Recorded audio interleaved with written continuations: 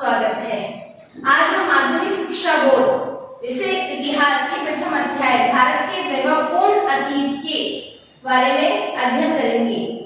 इससे पहले 3 वीडियो इस अध्याय से संबंधित डाली जा चुकी है, जिसमें हमने पिछली वीडियो में पुरातात्विक स्रोतों के अंतर्गत उत्खनन से प्राप्त वस्तुएं, जिसमें मृदभांड, औजार व अन्य उपकरण आते हैं, इसके अलावा अभिलेख का अध्ययन किया था। आज हम इतिहास को जानने के प्रमुख स्रोत पुरातात्विक स्रोत के अंतर्गत तीसरे पॉइंट सिक्के व मुद्राओं का अध्ययन करेंगे। सिक्के व मुद्राएं भी भारतीय इतिहास को जानने के प्रमुख स्रोत के रूप में अत्यंत महत्वपूर्ण माने जाते हैं। इसमें शासकों के नाम, तिथि, उनके चित्र, उनकी वंश परंपरा, धर्म, उनके गौरवपूर्ण कार्य व कला व शासक की रुचि की जानकारी हमें सिक्कों से प्राप्त होती है।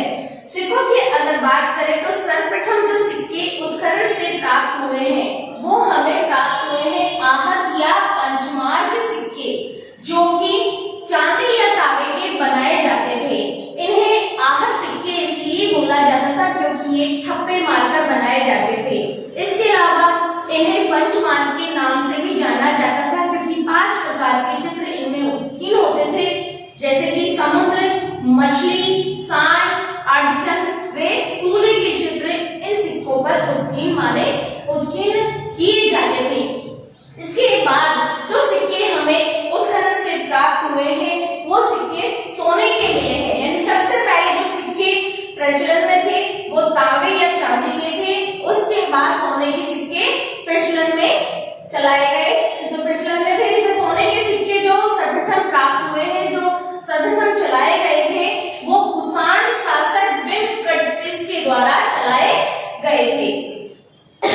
सोने के सिक्के इसके बाद सर्वाधिक जो मिलते हैं वो गुप्त काल में मिलते हैं। ये सोने के सिक्के इसलिए गुप्त काल को एक तरीके से स्वर्ण काल भी कहा जाता है। भारतीय इतिहास के स्वर्ण काल के नाम से भी गुप्त काल को माना जाता था। उसके कई कारण थे, इसमें सिक्के भी प्रमुख थे। तो गुप्तकालीन सिक्कों में सर्वाधिक जो सिक्के हमें प्राप्त हुए हैं वो बयाना राजस्थान से प्राप्त हुए हैं। इसमें समुद्रगुप्त द्वारा जो चलाए गए सिक्के थे उसमें वीणा वादक व व्याघ्र निहत्ता के सिक्के हमें प्राप्त हुए हैं, जिससे समुद्रगुप्त की वीरता व शौर्य, इसके अलावा संगीत प्रेम के प्रति उनकी रुचि व्यक्त होती है। इन सिक्कों में समुद्रगुप्त ने जो सिक्के चलाए थे इसमें वीणा वादक व व्याघ्र निहत्ता के अतिरिक्त अश्वमेध व योग के चिन्ह भी अंकित है। इससे पता चलता है कि अश्वमेध यज्ञ समुद्रगुप्त द्वारा कराया गया था। इसके बाद कुमारगुप्त के सिक्के भी इस काल के प्रमुख माने गए हैं। इसमें कार्तिकीय प्रकार के सिक्के हमें प्राप्त हुए हैं, जिससे इस कुमारगुप्त के हमें पता चलता है कि ये शैव मतावलंबी शासक है। गुप्त काल के जितने भी शासक थे वो ज्यादातर शैव धर्म को मानने वाले थे। इसके बाद जो सिक्के हमें प्राप्त हुए हैं वो शीशे के सिक्के प्राप्त हुए हैं, और ये शीशे के सिक्के जो चलाए गए थे वो सातवाहन शासकों द्वारा चलाए गए थे। चमड़े के सिक्के भी प्रचलन में थे। तो ये हुमायूं काल में, हुमायूं का शासनकाल जब था तो उस समय हुमायूं को बचाने के कारण हुमायूं ने एक दिन का बादशाह बनाया था निजाम ऋषि को, तो उनके द्वारा ये सिक्के चलाए गए थे। एक दिन का बादशाह बनाया गया था, निजाम ऋषि ने उस अवधि के दौरान चमड़े के सिक्के चलाए थे। अन्य प्रकार के सिक्कों की अगर बात करें तो सर्वाधिक सिक्के हमें जो प्राप्त हुए हैं वो बयाना राजस्थान, ऊपर भी इसका जिक्र हो चुका है कि गुप्त काल के सिक्के बयाना राजस्थान से प्राप्त हुए और सर्वाधिक सिक्के गुप्त काल के ही हैं, ये बयाना राजस्थान से प्राप्त हुए। इसलिए क्वेश्चन पूछा जा सकता है कि राजस्थान में सर्वाधिक सिक्के कहां से प्राप्त हुए हैं गुप्तकालीन, तो वो है बयाना राजस्थान। इसके अलावा उत्खनन से प्राप्त सिक्के सर्वाधिक जहां से प्राप्त हुए हैं वो है जोगलकुंभी, नासिक, महाराष्ट्र से। जोगलकुंभी, नासिक, महाराष्ट्र से जो सिक्के हमें प्राप्त हुए हैं उसमें गौतमी पुत्र सातकर्णी के शकों के बीच जो संघर्ष हुआ था उसकी जानकारी हमें मिलती है। सिक्के व मुद्राओं से हमें निम्नलिखित जानकारी प्राप्त होती है, जैसे कि तिथि, क्रम, निर्धारण, यानी सिक्कों पर शासक अपने जो शासन काल था उसको दर्शाते थे, जिससे उनके शासनकाल के बारे में हमें जानकारी मिलती थी कि किस वंश के शासक ने कहां तक अपना शासन किया था। इसके अलावा धार्मिक विश्वास की जानकारी भी हमें सिक्कों से प्राप्त होती है, जैसे कि अपने जो गांठी के प्रकार के सिक्के गुप्त काल में मिले हैं, इससे पता चलता है कि गुप्त काल के जो शासक थे वो ज्यादातर शैव मतावलंबी थे। इस तरीके से हम कह सकते हैं कि सिक्कों से धार्मिक विश्वास की जानकारी भी हमें प्राप्त होती है। इसके बाद है कला पर प्रकाश, यानी जिस तरीके से वीणा वादक सिक्के प्राप्त हुए हैं, इससे पता चलता है कि गुप्त काल में समुद्रगुप्त को वीणा बजाने का शौक था। तो इससे कला पर प्रकाश, सिक्के से कला पर प्रकाश भी डालते हैं। इसके बाद नंबर 4 है व्यापार में आर्थिक स्तर की जानकारी। गुप्त काल में जो सिक्के प्राप्त हुए हैं वो सोने के प्राप्त हुए हैं। सर्वाधिक सोने की अगर बात की जाए, सर्वाधिक सोने के सिक्के किस काल के प्राप्त हुए हैं, वो गुप्त काल के ही प्राप्त हुए हैं। इससे पता चलता है कि गुप्त काल अन्य शासकों के काल की अपेक्षा व्यापारिक व आर्थिक स्तर के रूप में अधिक सक्षम था। इसके बाद नवीन तथ्यों का उद्घाटन, यानी कई प्रकार की जानकारियां भी हमें सिक्कों से प्राप्त हुई है कि किस काल में क्या क्या घटनाएं घटित हुई थी। जैसे कि कुछ सिक्के गुप्त काल में अश्वमेध युग के चिन्ह से उत्कीर्ण करवाए गए थे। इससे ये पता चलता है कि उस समय शासक ने अश्वमेध यज्ञ कराया था। समुद्रगुप्त द्वारा अश्वमेध यज्ञ कराने की जानकारी हमें सिक्कों से ही प्राप्त हुई थी।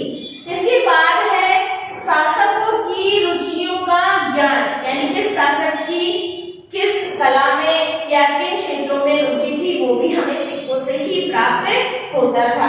जैसे व्याकरणिकता के जो सिक्के प्राप्त हुए, उससे पता चलता है कि समुद्रगुप्त को शिकार खेलने का भी शौक था, यानी वो संगीत कला प्रेमी होने के साथ साथ शिकार प्रेमी भी था। तो इस तरीके से हमें कई प्रकार की जानकारी सिक्कों से प्राप्त हुई है। सिक्कों के अलावा भी हमें मोहरे जो प्राप्त हुई है, तो ये इनसे भी हमें उस समय के इतिहास को जानने में महत्वपूर्ण योगदान मिलता है। तो इन पर राजा, सामंत, पदाधिकारीगण, व्यापारी या अन्य जो व्यक्ति विशेष होते थे, उनके हस्ताक्षर में नाम होते थे।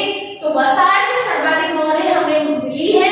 वसाड़ जिसका प्राचीन नाम वैशाली था, तो उस तरह से हमें 274 मिट्टी की मोहरें मिली हैं, जो कि इतिहास को जानने के प्रमुख स्रोत के रूप में माने जा सकते हैं। पुरातात्विक स्रोतों के अंतर्गत हमारा चौथा पॉइंट है स्मारक, मंदिर व भवन। स्मारक, मंदिर व भवन पुरातात्विक स्रोतों के अंतर्गत भूमि पर एवं भूगर्भ में स्थित, जैसे भूगर्भ में स्थित सभी अवशेष जैसे स्तूप, चैत्य, विहार, मठ, मंदिर, राजप्रसाद, दुर्ग व भवन आदि सम्मिलित रहते हैं। एक और स्मारक से हमें उस समय की तकनीकी कौशल, रहन सहन स्तर की जानकारी मिलती है, वहीं दूसरी ओर ये कला पर भी प्रकाश डालती है। स्मारक के भवन के अंतर्गत मोहनजोदड़ो व हड़प्पा के अवशेषों को सर्वप्रथम माना जा सकता है, जिनसे हमें सिंधुकालीन सभ्यता व संस्कृति की जानकारी प्राप्त होती है। यानी उस समय जो उत्खनन से प्राप्त हड़प्पा और मोहनजोदड़ो में हमें जो अवशेष प्राप्त हुए हैं, तो उससे हमें वहां की सभ्यता व संस्कृति की जानकारी प्राप्त होती है कि उस समय लोगों का रहन सहन कैसा था, किस तरीके का उनका जीवन था। इसके बाद दूसरे पॉइंट स्मारक, मंदिर व भवन में देवगढ़ में भीतरी गांव मंदिर के अवशेषों को भी प्रमुख माना गया है। इससे हमें गुप्तकालीन धार्मिक व सांस्कृतिक अवस्था की जानकारी हमें प्राप्त होती है। कंबोडिया के अमीगोरवाट मंदिर व जावा के बोरोबुदुर मंदिर, इससे दक्षिणी पूर्वी एशिया में भारतीय संस्कृति की जानकारी इसके साथ साथ औपनिवेशिक विस्तार की कहानी भी हमें मालूम होती है। यानी उस समय भारत इससे ज्ञात होता है कि उस समय भारत में दूसरे देशों के लोग भी यहाँ व्यापार करने के उद्देश्य से आए होंगे और यहाँ की संस्कृति से प्रभावित होकर उन्होंने वहां भी जाकर अपनी यहाँ की संस्कृति का विस्तार किया। इससे हमें बौद्ध धर्म व वैष्णव धर्म के विस्तार जो भारत से बाहर भी था उसका पता चलता है। आर्थिक स्रोतों के अंतर्गत हमारा 5वां और आखिरी पॉइंट है मूर्तियां, शैल चित्रकला व अन्य कलाकृतियां। इससे भी इतिहास को जानने में हमें बहुत मदद मिलती है। तो कला के प्रति मानव की सहज अभिव्यक्ति, कला के प्रति मानव की सहज अभिव्यक्ति शैल चित्रों से प्रकट होती थी। यानी प्रारंभ में मानव जब आदि मानव के रूप में था तो आदि मानव शैलाश्रमों में अपना आवास उनका रहता था, वहीं पर वो निवास करते थे। तो फुर्सत के क्षणों में वो रहते हुए अपने मन की भावनाओं को जो शिलाओं या पत्थरों की दीवारों पर अपनी भावनाओं को उत्कीर्ण करते थे। तो वर्तमान में वही शैल चित्र के नाम से जाने जाते हैं।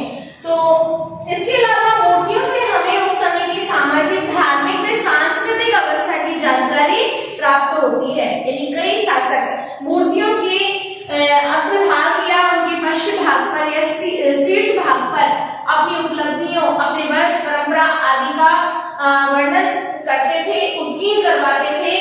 तो उन मूर्तियों से हमें उस समय की सामाजिक, धार्मिक व सांस्कृतिक अवस्था की जानकारी भी प्राप्त होती है। इसके अलावा चित्रकला मानव जीवन को प्रामाणिक रूप से व्यक्त करने का साधन भी रहा है।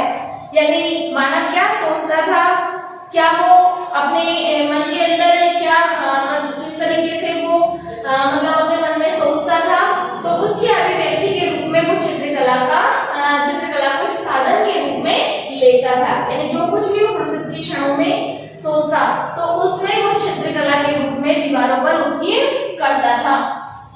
सर्वाधिक शैल चित्र जहां से मिले हैं वो राजस्थान की बात की जाए तो दक्षिण पूर्वी राजस्थान, जिसमें अपना कोटा व बूंदी जिला आता है, यहाँ की कई गुफाओं से हमें शैल चित्र प्राप्त हुए हैं। उत्तरी राजस्थान शेखावाटी क्षेत्र के अलावा, यानी राजस्थान में हमें दक्षिण पूर्वी राजस्थान जिसमें कोटा बूंदी के क्षेत्र है, उत्तरी राजस्थान व शेखावाटी क्षेत्र है, इसमें अरावली पर्वतमालाओं का विस्तार है। तो यहाँ पर कई शैल चित्र हमें प्राप्त हुए हैं। इसके अलावा मध्य प्रदेश की भीमबेटका गुफा व पंचमढ़ी व अजंता व एलोरा जो कि महाराष्ट्र में है की गुफाओं में प्राप्त हुए हैं। यहाँ से हमें कई शैल चित्र प्राप्त हुए हैं जिससे उस समय की हमें जानकारी प्राप्त होती है। ये भारतीय इतिहास की अभिव्यक्ति करते हैं। तो प्रिय इस तरीके से बेटा आज विद्यार्थियों हमारे आज ये जो पुरातात्विक स्रोत की वीडियो हमारी आज कंप्लीट होती है।